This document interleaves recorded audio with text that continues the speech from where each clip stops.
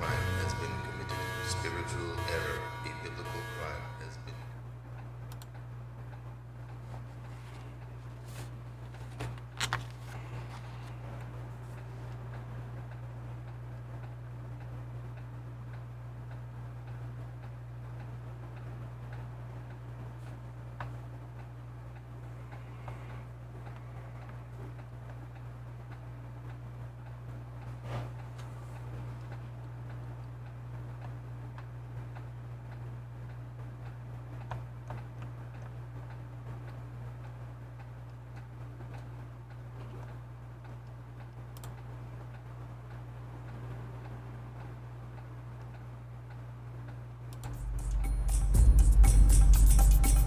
How is it that we got the New Testament?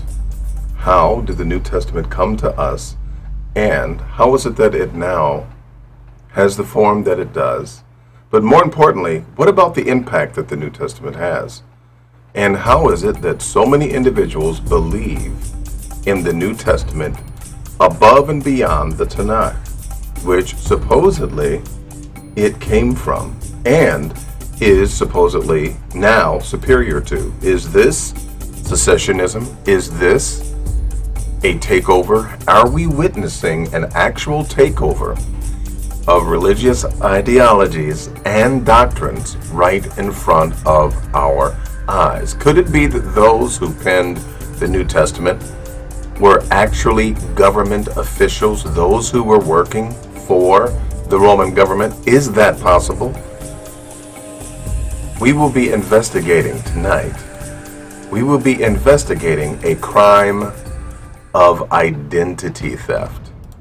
A crime of identity theft that finds us looking at the Word of God and determining whether or not there is foul play when it comes to the Holy Scriptures.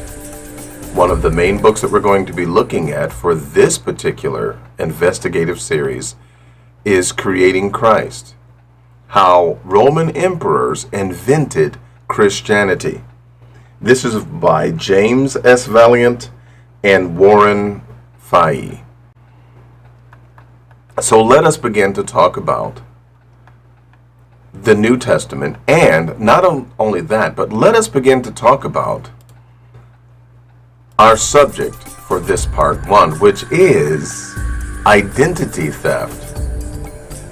And the identity theft that we are speaking of is the identity theft whereby the chosen individuals of Yah's originally holy culture that he intended to exist and to bring about the truth and the life of his covenant to all the world through the Hebrew Israelites, how that has been somehow done away with, and now we have a different system that has been put in play all by the New Testament.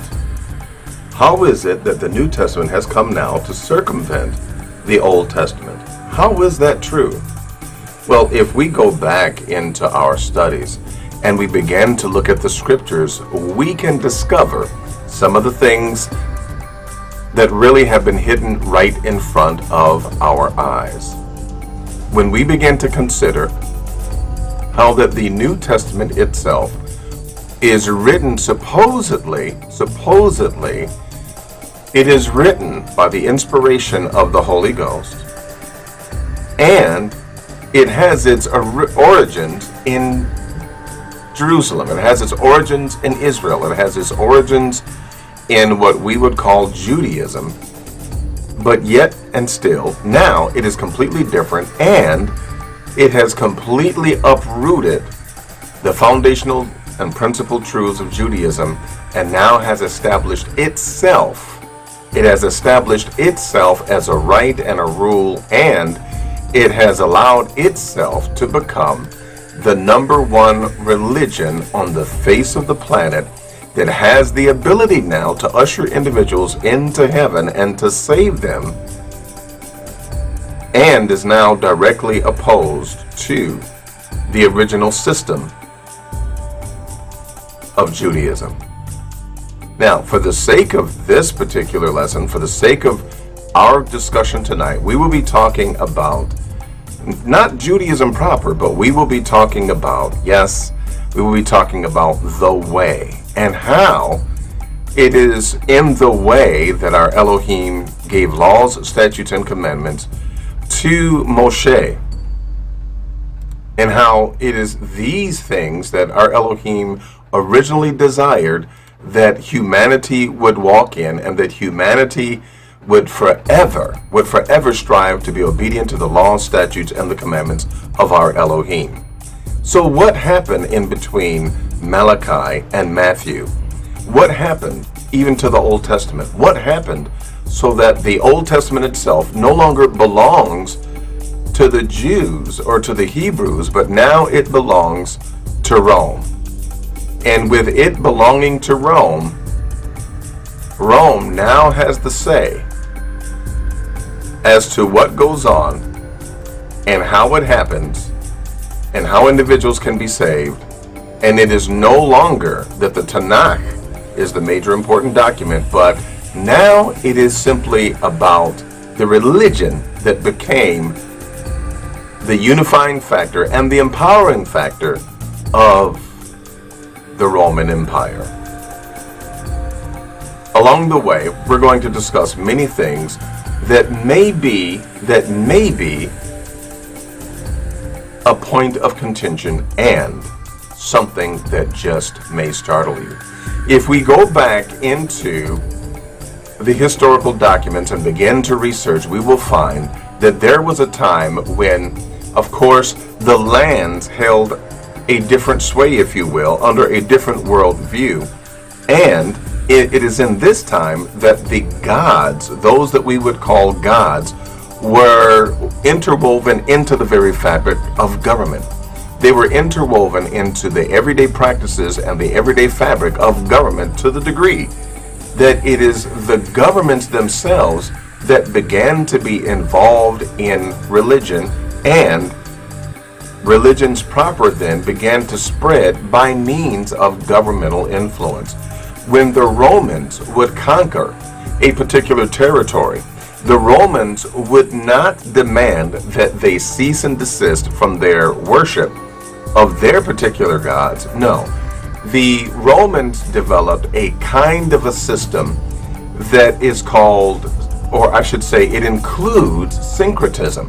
And this system of syncretism was that which actually caused individuals who perhaps were involved in a particular religion to continue in that religion, so that they would then adopt the Roman Empire and be much more of a good citizen for the Roman Empire, because even though Rome had conquered their foreign territory, Rome yet allowed them to worship their gods. Rome yet allowed them to keep their practices, to hold on to their culture, but with the addition of including their honors and their duties to their emperor, which meant sacrifices. That when they conquered, they came in and they demanded that not only should the territory pay tribute, but that they also must worship and do monthly sacrifices for the emperor.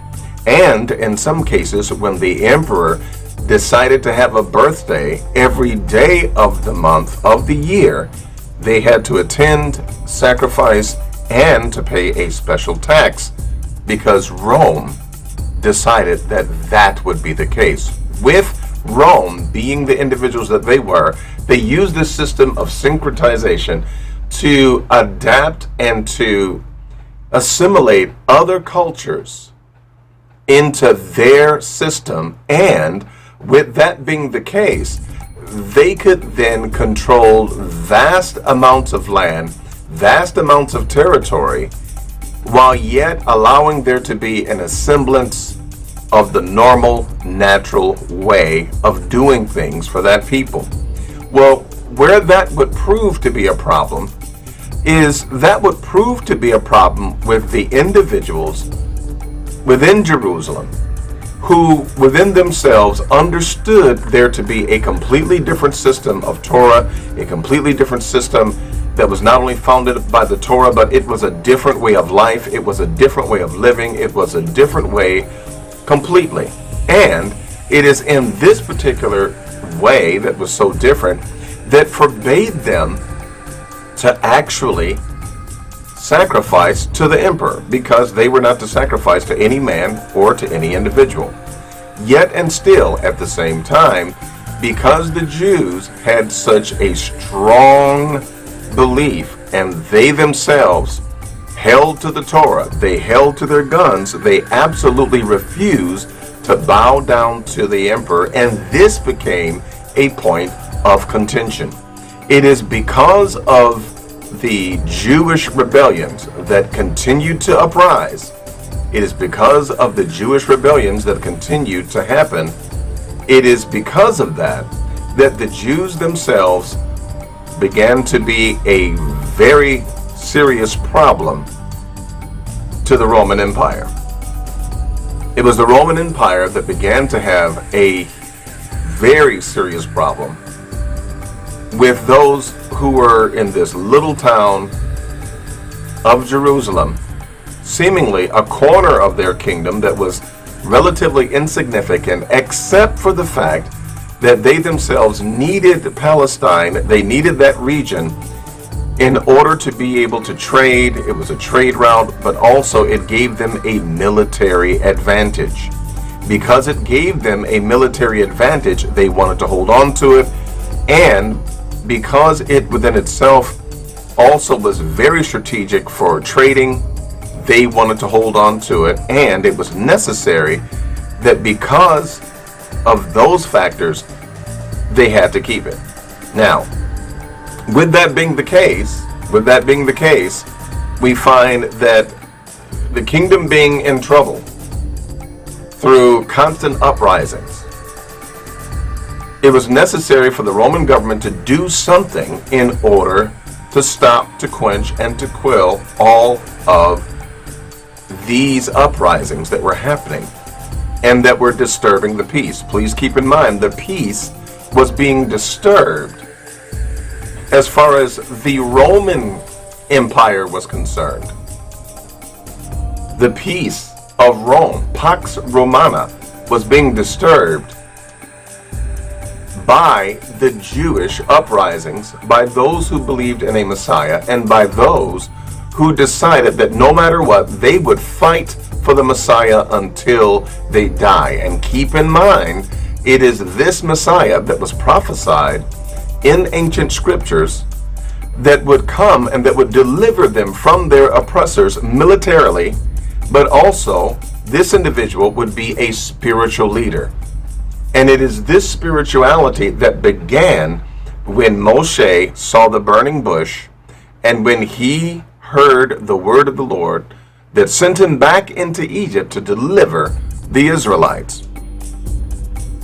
Coming out of Egypt and later on becoming their own people, they sought their freedom, they sought their autonomy by means of following the laws, the statutes, and the commandments.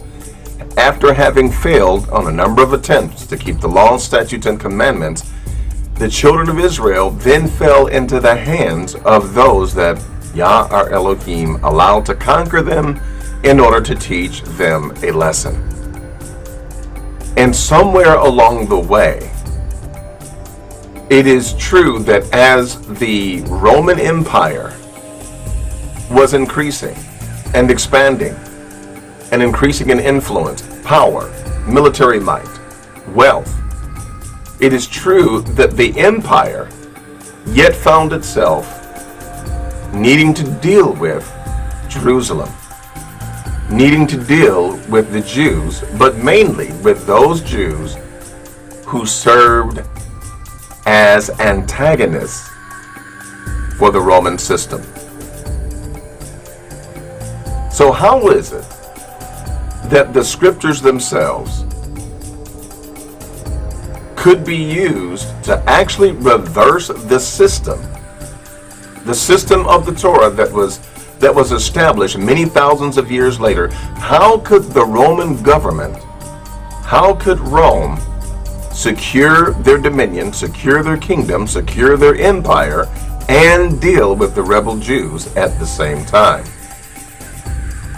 They discovered that there was a way to do this by means of creating literary fictions.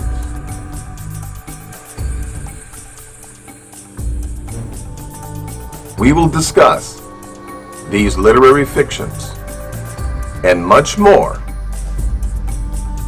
when we return, as we discuss investigating identity theft in the Bible.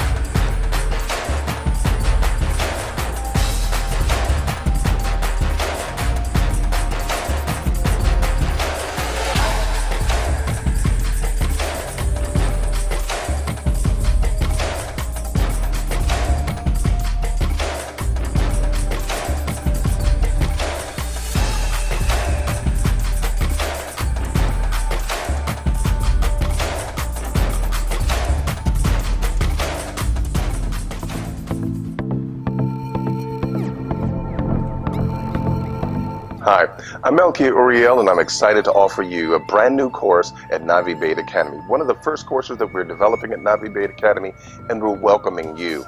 It's called the Hebrew Memorization course, and perhaps you've been reading some Hebrew reference materials and you note that the paragraphs are numbered by the Hebrew alphabet as well as the verses. And you're wondering, well, how do I know which is which? If I want to go to a particular paragraph, how do I do that? You may also be wondering, well, how do I memorize the 10 Commandments? I want to be able to memorize the 10 Commandments and know them frontwards and back and be able to recall them in order and to know which commandment is which. As well as the Hebrew alphabet. I want to know the Hebrew alphabet and their numerical values from 1 to 400. I'm here to tell you that you can do that now. Now there is a course here at Navi Bait Academy where you will memorize the Hebrew alphabet from 1 to 22 and their numerical values from 1 to 400, as well as the 10 Commandments. All anyone will be able to have to do is to just either speak the number or the Hebrew alphabet, and you will be able to recall it. It's as simple as thinking of a number like 19, and 19 in the Hebrew alphabet is Qaf, which its numerical value is 100, and its paleographic Hebrew symbol is that of the horizon. Let's say 3, all right? Just a random number. 3 in the Hebrew alphabet is Gimel, and its paleographic Hebrew symbol is that of the foot, and also its number is 3. But guess what? Since it's 1 through 10, number 3 would represent the third commandment of the 10 Commandments, which is thou shalt not take the name of the Lord thy God in vain. Well, how am I able to do that? I'm able to do that because I've been using this system for some time now, and I'm willing to offer to you through this course at Navi Bait Academy. That's right. You can take your time. If it takes you a week, if it takes you a month, if it takes you 2 years, it's up to you to just study at your own pace. The only thing we ask you to do is just to dig in with us. And I'll even let you in on a secret. You can start the course for free. So thank you very much, and we can't wait to see you on the other side.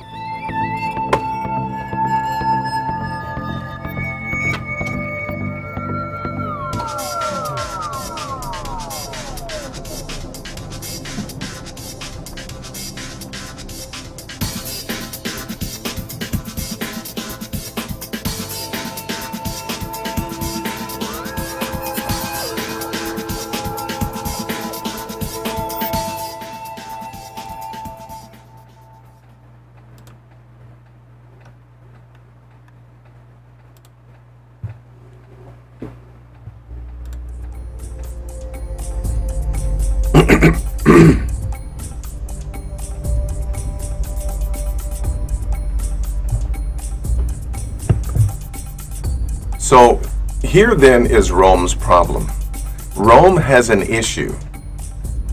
Rome has an issue with Hebrews. Rome has an issue with Jews because they themselves were proving themselves to be a force that needed to be contended with because they would not allow Rome to have peace. So what then was the source of this discontent within the midst of Israel? What was the source of this discontent that caused Israel to be a continual problem with the Roman government? It was none other than the hope and the truth that began many thousands of years ago involving their own deliverance and then becoming a people and a nation as Yah our Elohim had promised.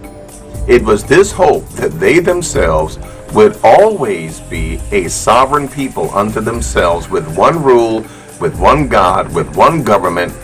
It is this hope and this desire for a messianic age where they would live free, where they would live as a godly ordained people with a godly government, where they would be able to keep the laws, the statutes, and the commandments without hindrance, without fail, and without any issues whatsoever. So what then made this a huge problem that was never going to go away was the simple fact that they believed in a Messiah. And they believed in a Messiah so strongly that when it came time to fight, they would literally fight to the death, and they would war and fight even though they knew that many times their own blood would be spilled and that they were going to lose. They yet fought to the death. It is this dedication that Rome saw as an issue. Once they discovered the secret and the truth behind Israel's power, and that Israel's power was in nothing more than that of what they call the Tanakh, they said to themselves, this is what we must do. We must deal with the Tanakh, and we must deal with the understanding that they have regarding the Tanakh. And so there was a plan set in place whereby Jerusalem would be warred against, and it would be fought, and it would be defeated, not with the sword, but with the pen. With pen and quill, documents began to be written that would forever change the score, the hope, the source, and the power structure of Israel itself. We can note, in fact, it is even witnessed in the New Testament itself, that when the New Testament was written, that it was not written with the same kind of authority as it was that the Tanakh was written with. No, it was a different feel, and it was a different kind of writing altogether. We know this by even looking at St. Luke, for it is written in St. Luke, as he begins to introduce and open his particular statement, his particular writing to Theophilus, he writes, for as much, in Luke, the first chapter and the first verse, he writes, for as much as many have taken in hand to set forth in order a declaration of those things which are most surely believed among us, even as they delivered them unto us, which from the beginning were eyewitnesses and ministers of the word, it seemed good to me also. It seemed good to me also, having had perfect understanding of all things from the very first, to write unto thee in order. To write unto thee in order, most excellent Theophilus. And so, with this being the case, we see here that it is the writing of Luke himself that gives us to know and gives us to understand that he is writing not necessarily by the inspiration of the Holy Spirit, but he here states that it seemed good to me. And because it seemed good to me, I thought it would be a great idea to do the same thing as what everyone else is doing, which writing became in vogue. And so they themselves said, hey, Luke said, I'm going to do the same thing. Now, this is written in the scriptures so that we might know the feel, the inspiration, the true, if you will, the true surroundings and backdrop behind the writings of the New Testament itself. It is nowhere in Tanakh that you will read where our Elohim says, write what seems good to you, or a prophet saying, well, it seemed good to me, so I thought I would write down this prophecy. No. In the Tanakh, you read where it says, thus says the Lord. And they were very particular about what it was that they would write in the name of the Lord. Because to blaspheme was an offense that was very serious. It was very serious and something that they definitely did not want to do. Well, this being the case, Rome realized that it had to do much more. It had to do so much more than simply taking soldiers and marching on a particular territory. They must now conquer the minds and the hearts of individuals through means of the written page, and do it in such a way that it is as exacting as a military campaign as their soldiers would wage, but it being done with the pen, it being done with writings, and it being done with literary works of art in order to steal the hearts and the minds of individuals. And so, Rome began to write. And they began to fight with the pen. And they began to fight with the sword.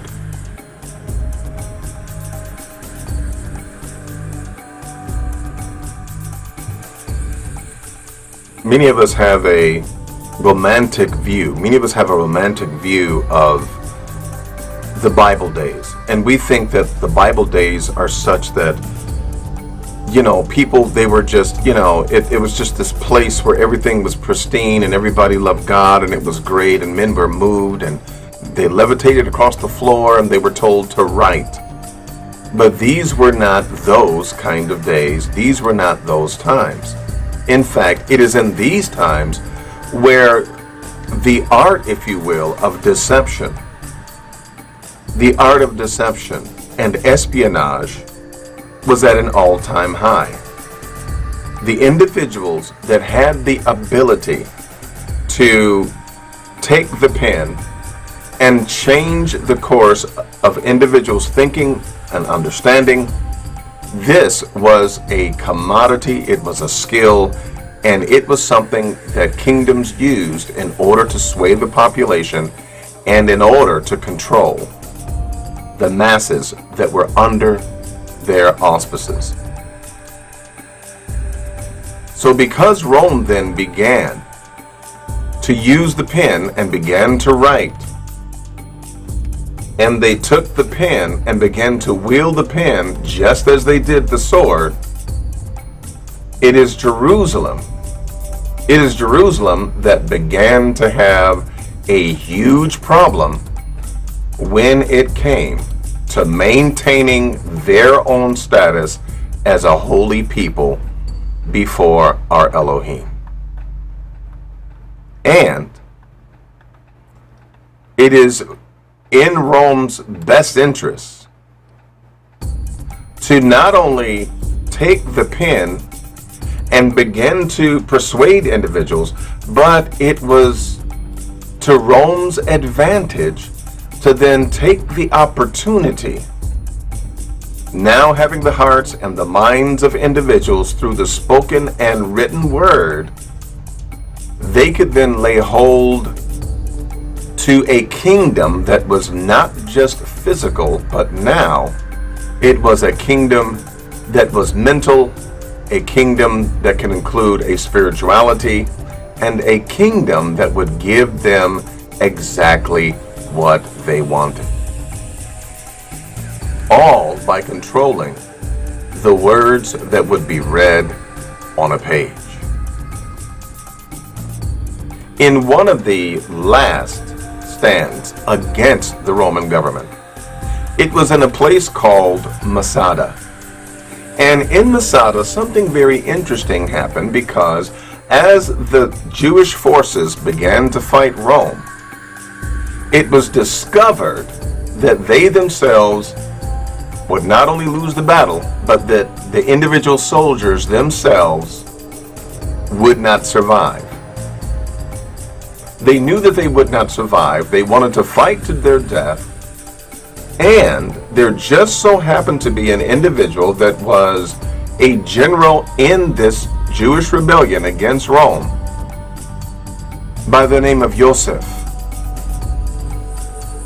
And this general Joseph,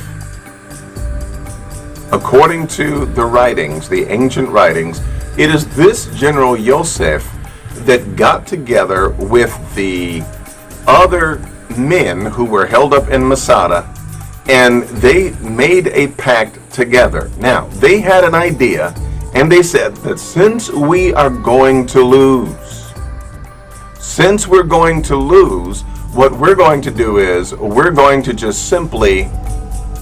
take ourselves out. And so they made a suicide pact, and the way that they did it was they would draw a straw, and individuals, first men had to kill their children and their wives, and then they drew straws to kill one another, and they killed each other until the last person standing would then kill themselves. And it just so happened that somehow in Masada, whose ruins you see here now, in this place, the very general who was the leader over these militants somehow became the last individual, the last man standing. And once he became the last man standing, rather than killing himself, he turned himself over to the Roman Empire.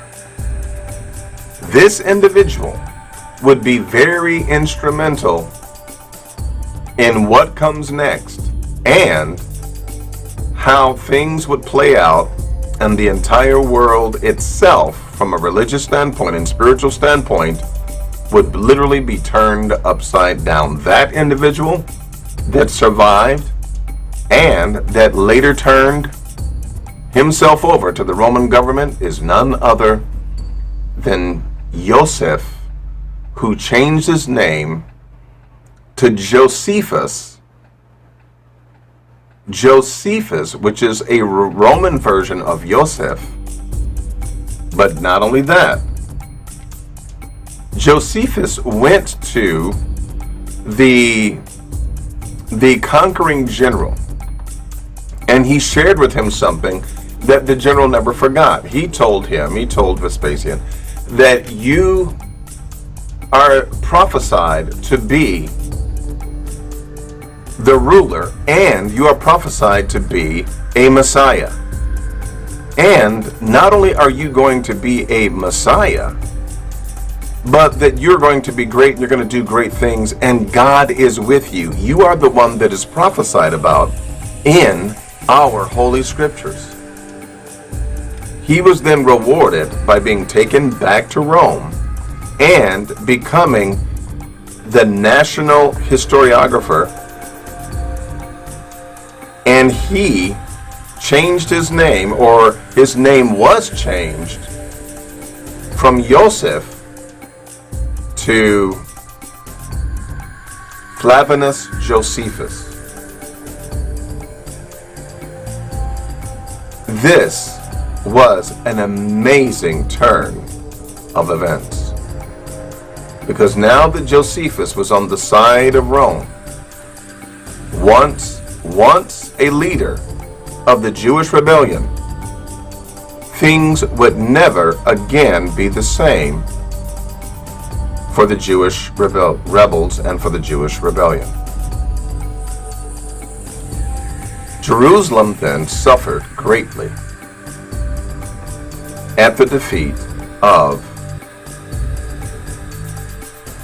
their temple, their city, and individuals like Josephus going over and becoming a part of the Roman government.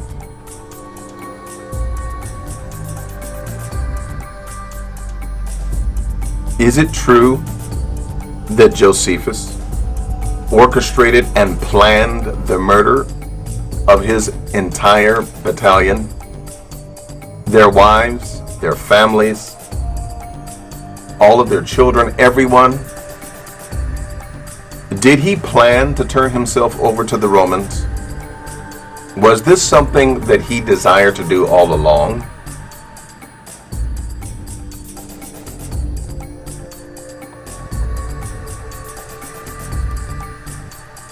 In the book Creating Christ, a book that is written by two authors that we have named, and we've told you about as James Valiant and Warren Fahey, it is interesting to note that Josephus plays a very prominent role in not only the formation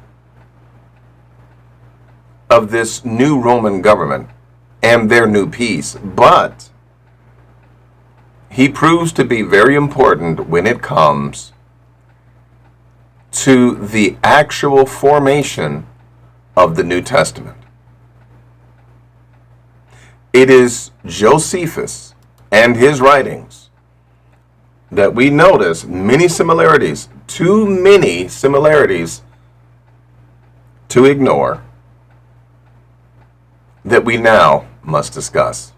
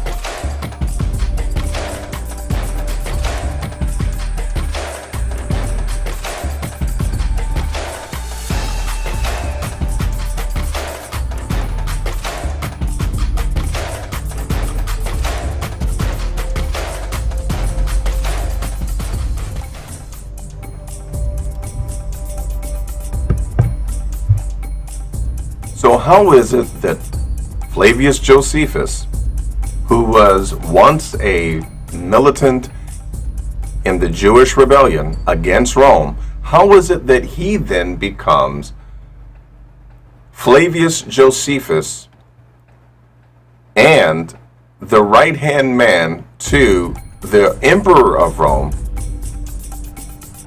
and become the national historiographer, the national historian?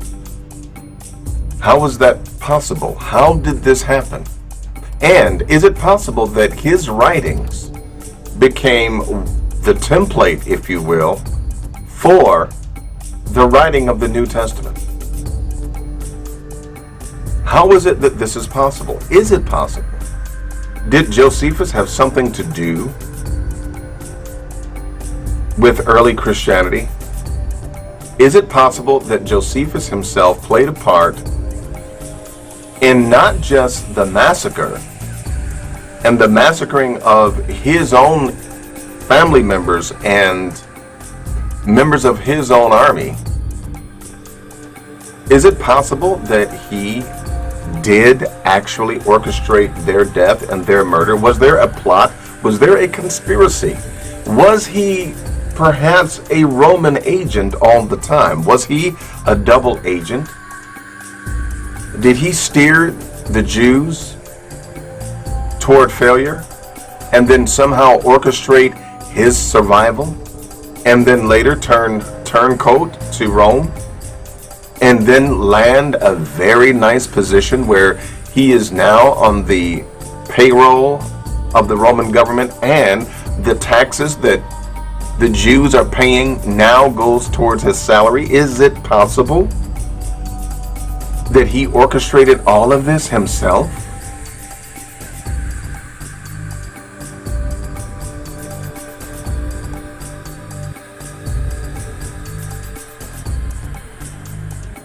One thing is for certain: those at Masada did not live, they did not survive.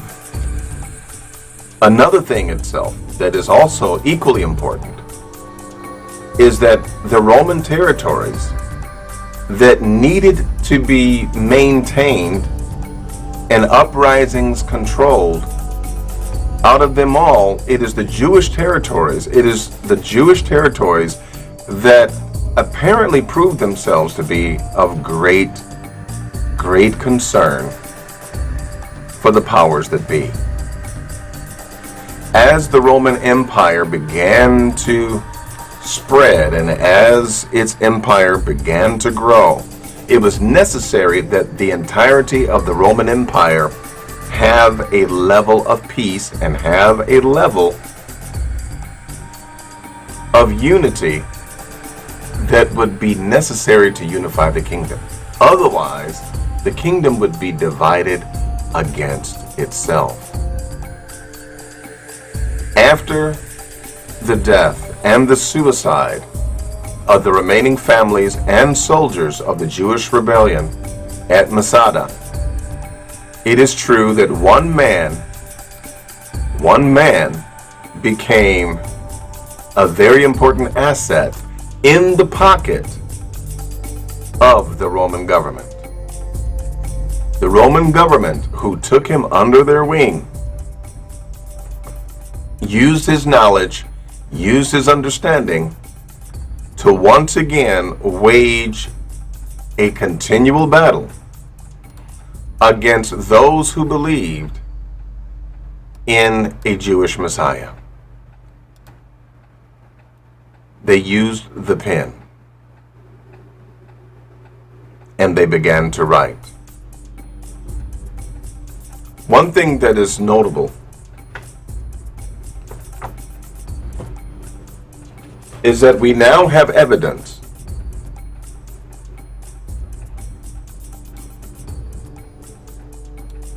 we've got evidence that in the beginning of Christianity, the Christianity that we know to be today, in the beginning of that Christianity, the cross and its emblem of the cross was not established as it is now to be the main symbol of Christianity until about the middle of the 4th century and into the 5th century.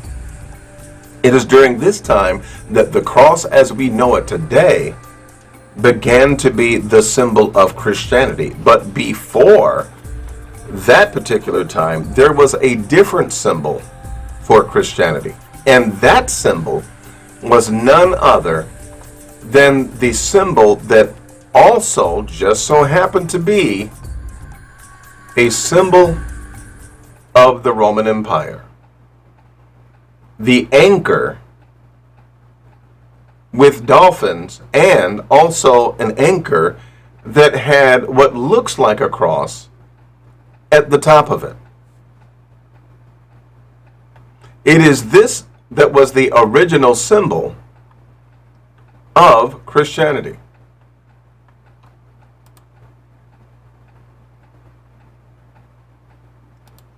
And so they would use this particular symbol to bring about a level of unity and a consolidation of their power and their authority, not just militarily, not just with boots on the ground, but they would make sure that by means of the pen, they themselves would be the victors in winning a mental and a spiritual war.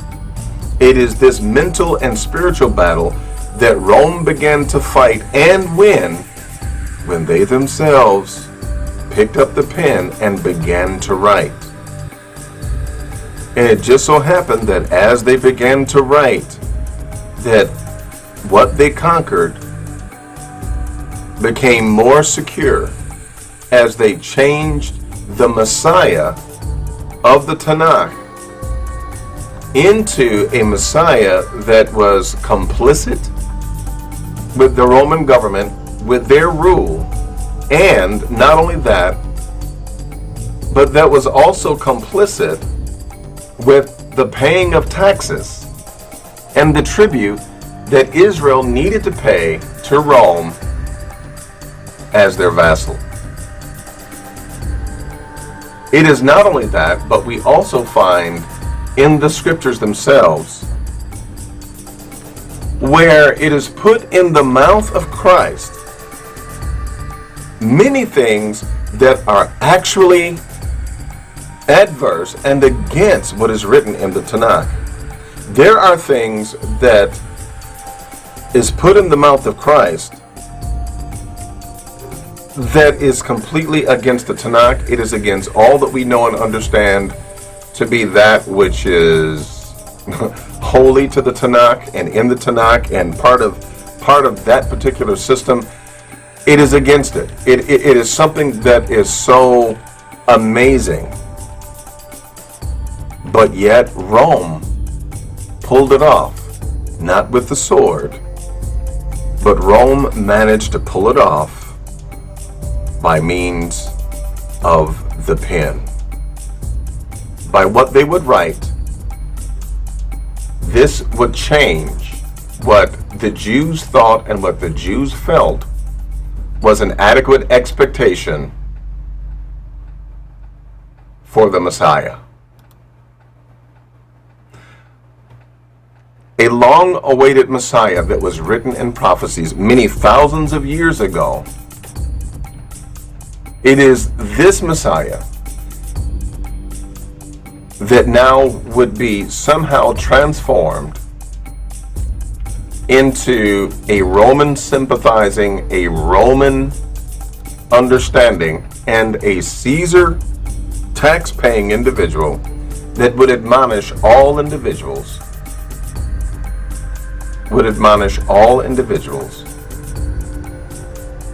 for the sake of peace to agree with Rome. Notice what is put in the mouth of Jesus the Christ, the one who Rome decided to call,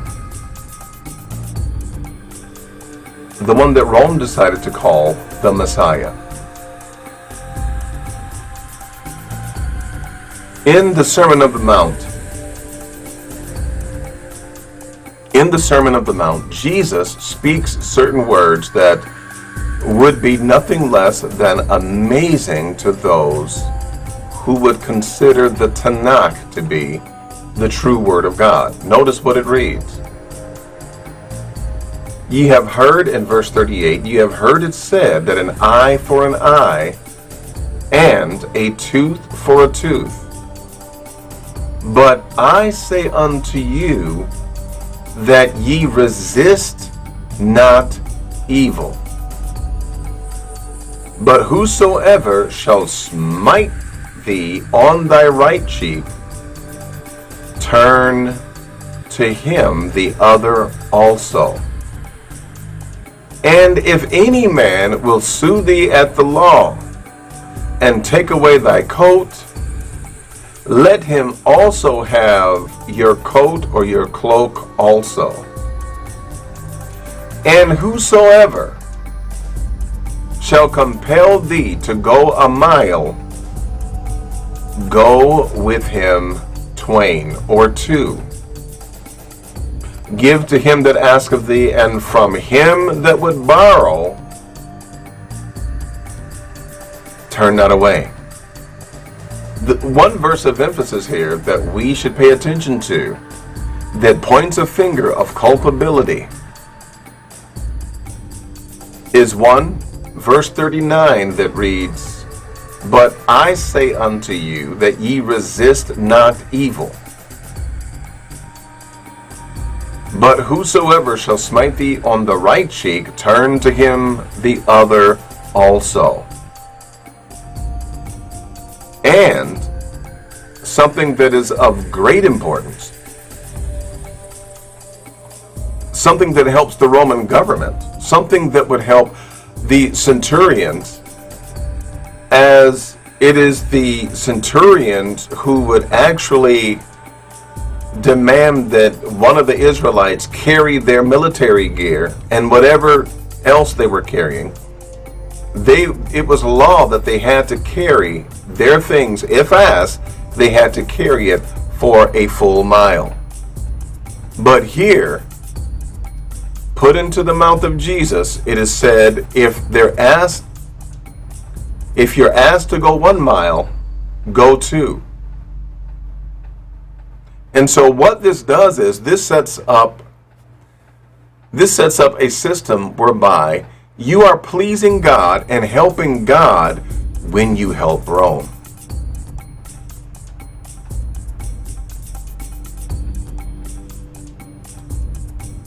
It is with the pen that Rome conquered the minds and the hearts of the Hebrew Israelites. And because of what they did, Rome would never be the same.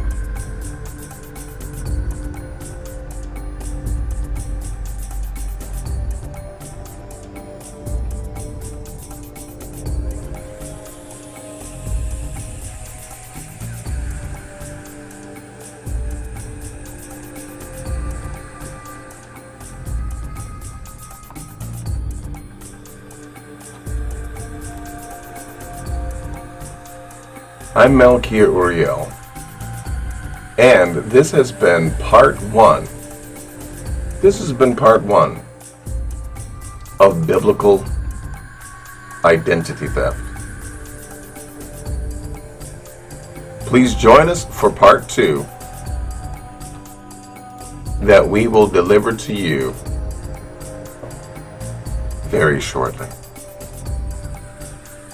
For more information, you can go to remnantnation.live or Malkia Uriel to subscribe, get on our list, and find out when the next episode or the next installment in this video series will take place.